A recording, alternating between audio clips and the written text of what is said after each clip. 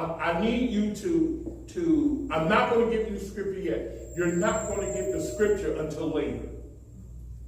You're not going to get the scripture until later, but you do need to be able to take some kind of notes, because this is what I call a doggy bag sermon. Amen. Amen. A doggy bag sermon. Some of y'all may not know what I'm talking about, but some of you do. This is a doggy bag sermon. And what a doggy bag sermon is, you know, when you go over to some people's house and they invite you over for dinner, and the food is so good that you're going to take some home. And what they put it in is called a doggy bag. I honestly believe that this is a doggy bag word. That this is a word. This is a word that you probably won't appreciate fully now. But if you take this word home with you, I can promise you there will be a time where this word will bless you. All right, so it's called a doggy bag message. I got quite a few doggy bag messages, and this is one of them. This is a doggy bag message. But in order to get into my message, and I pray that you have some way of remembering this word, because this word, I promise you, will bless you. Now, this message actually starts off with this $20 bill. Amen. This message starts off with this $20 bill. Now, if I were to ask you, I have this $20 bill here, and I want to give this $20 bill to you, would you take it? Yes. Amen. Only two of y'all honest enough to say yes. Amen. But all of you are like, yeah, if you give it to me, I'll take it. So let me ask you again. If I were to offer you this $20 bill, would you take it? I mean, it's a real bill now. It's real. It's a real bill. It's U.S. Treasury. It's a legal note. It's a real $20 bill. And if I were to offer it to you, you would take it, right? Yes. Now, watch this. Now, go with me now. I'm going somewhere. If I were to fold up this $20, now it's all folded up, and I offered it to you. I still take it. You still take it? You will still take it? You sure now? It's all folded up now. Would you still take this $20? Yes. Okay, all right. Wait a minute now. Go with me now. Now it's the same $20 bill. But what if I ball it up? If I ball it up, I ball it up now. This $20 bill is all balled up.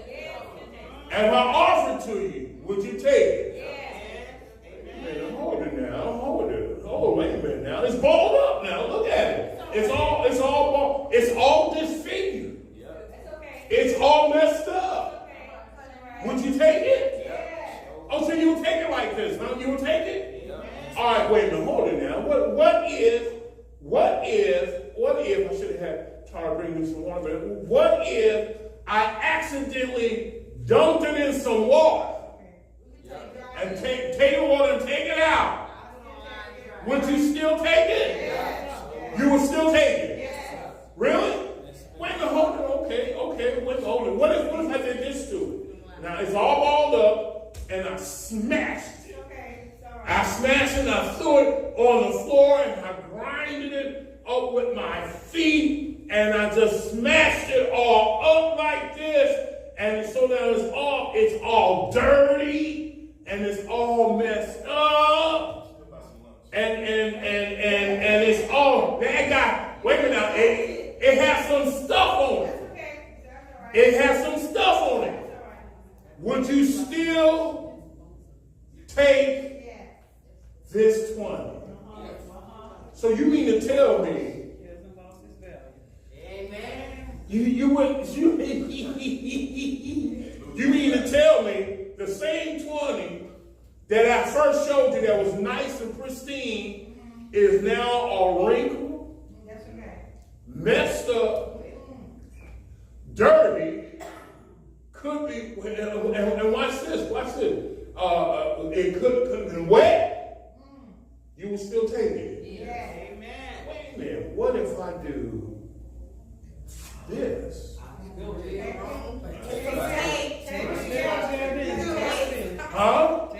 Would you still take it?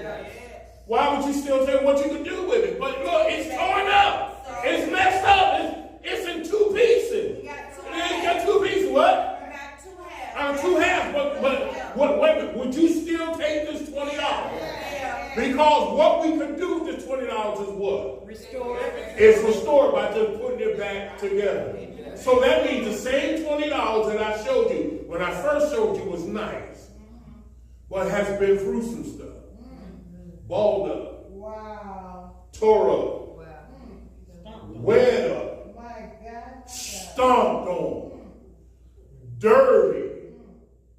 But the reason why we will still take this 20 is because even though it's balled up, tore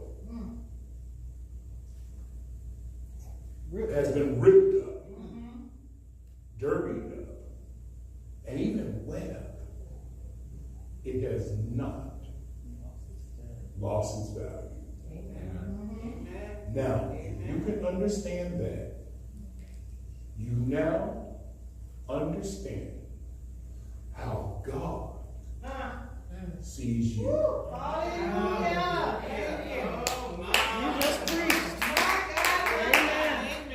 You just preached. If you can accept this, that has been through some stuff, but it has not lost its value, because a crazy man will say, no, I don't want this dollar because it's $20 because it's wrinkled. A crazy man will say, I don't want the $20 because it's dirty. A crazy man will say, I don't want this $20 because it's torn. But a sane man says, well, if you don't want it, give it to me. That's right. I'll take it. Because you see what the crazy person does. The crazy person couldn't see the value. All right. But even though this has been tore up and messed up and wet up and beat up and stomped on, even though it's been through all of that, this $20 has not lost its value. Amen. And the minute you can hear that and accept that and believe that, you now understand how God sees us. Amen. Let me share some things with you. I'm going to give you 3 scriptures and then I'm going to be finished. But I'm going to need your help. I need you to understand when it comes to our relationship with God, each of us, God has made us unique, individual, and one of a kind. No one has ever or will ever walk the earth who is exactly the same as us. Beloved of Christ, those who are our kingdom citizens, those who belong to God, we are God's masterpiece. Made in his image and called to live out our God-given identity as sons and daughters. The Bible tells us time and time again that we're priceless to God because God sees a value in us. Yes. Yet, beloved, it is easy for us to lose sight of just how much we are loved by God. This world sometimes leaves us feeling kicked, emptying, and wondering if it's worth it or if we are worth it. But God leaves no doubt of the tremendous value he places on every human life, including yours. Yes, some of us have been beat up. Yes, some of us have been stomped on. Yes, some of us have been balled up by the enemy and world and thrown away. But even though, like that crazy person, even though they didn't see the value in us, even when we were balled up, from the floor up, all messed up, God still saw My God. value Yes. in you. Amen. Amen. I want to give you 3 scriptures. I want to give you 3 scriptures because I honestly believe this word has already preached the word to you. But I'm going to give you 3 scriptures that I want you to incorporate into your life. And I'm going to need your help because I'm going to need you to say some things and speak some things into your life. How many of you know that sometimes you got to speak some things into your own life? Amen. Oh, hallelujah. Glory to God. That we have to stop relying on other people to speak a word into us. Now, there's nothing wrong with other people speaking a word into us as long as you know what spirit it's coming from. Yes. Amen. Right, the Father. There's nothing wrong with other people speaking a word, as long as we know where that spirit is coming from. Because I can't have everybody speaking a word in my life because I don't know where that spirit is coming from. But there are times when, if I'm not sure where that spirit is coming from, I have to learn how to speak a word into my own. That's right. That's right. That's why I have New Life Application class. That's why I have you here at the New Life Praise and Worship Center. Because I want you to be able to learn how to speak a word into your own life. Because I'm going to tell you, how many of you ever been in trouble, called T.D. Jakes and he showed up at your house? That's right, I said it out loud. How many of you ever been in trouble and you called Dallas, Texas and said, I'm in trouble and I need T.D. Jakes to come see about me? And how many can honestly say, he stopped what he was doing and he come to see about you?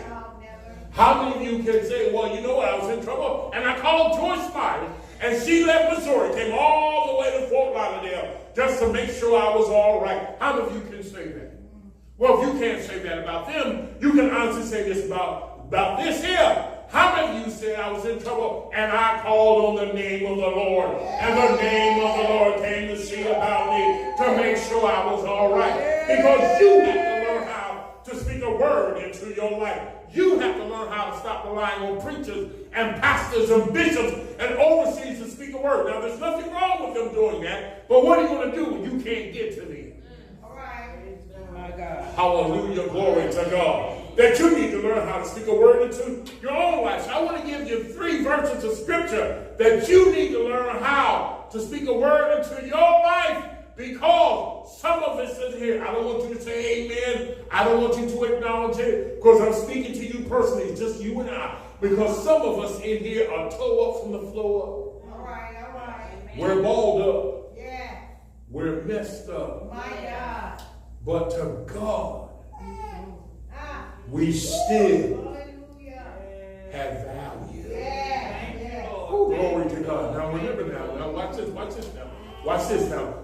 You know when I'm finished, when I pick these 2 pieces up, okay? You know when the message is over. When I pick up these 2 pieces, up, and if that don't make you shout, you ain't saved. Amen. Watch this. I'm going to give you 3 words. I'm going to give you 3 scriptures that you're going to take now because watch this. And put this in your spirit because if you don't see your value in yourself, All right. no one ever will. Amen. Because your value begins with how you see you. Well, somebody say amen to that. That's a good word right there. If you don't see the value in yourself, then you'll try to rely on other people to give you value. And there's some people in here will tell you, I tried to rely on other people to give me value. All they did was use me. And abuse me for what they wanted. So you need to learn how to see the value in yourself. Amen. All right? Good. Now watch this. The first scripture, watch this. I'm going to end the same way I started. All right. See this here? This is 2 pieces of a $20 bill. Yes. Torn apart. How it got torn is irrelevant. The reason it was torn is completely irrelevant. Oh my God. All we know is that it is torn. Now, some folk may not see value in this, but if you take these 2 pieces, put it together, cover it, Yeah.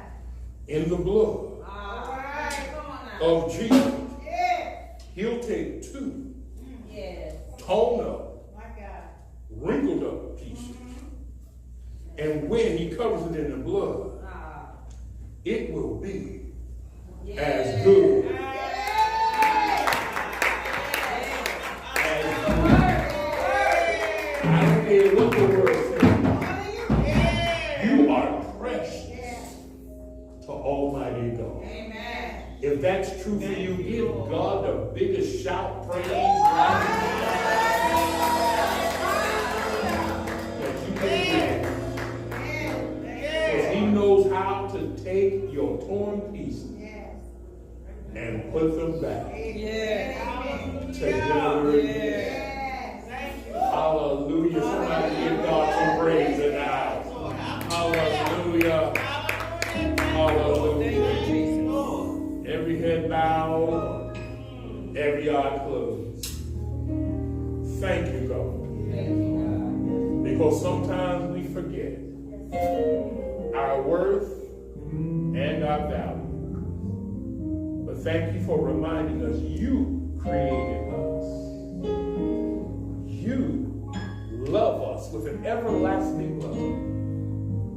And you have made us children of God. Red and yellow, black and white. We are precious Yes. Yes. in your sight. Thank you, God. Thank you. For those who already have a relationship with you, God, just strengthen them in that knowledge. For those who need to connect with you or even reconnect with you, speak to them Yes, God. to let them know they can be balled up, they can be wet up, they can be stomped upon, they can be dirty and even torn apart. But you still see value in them. Thank you, God, Thank you, Jesus. for your love, your grace, and your mercy.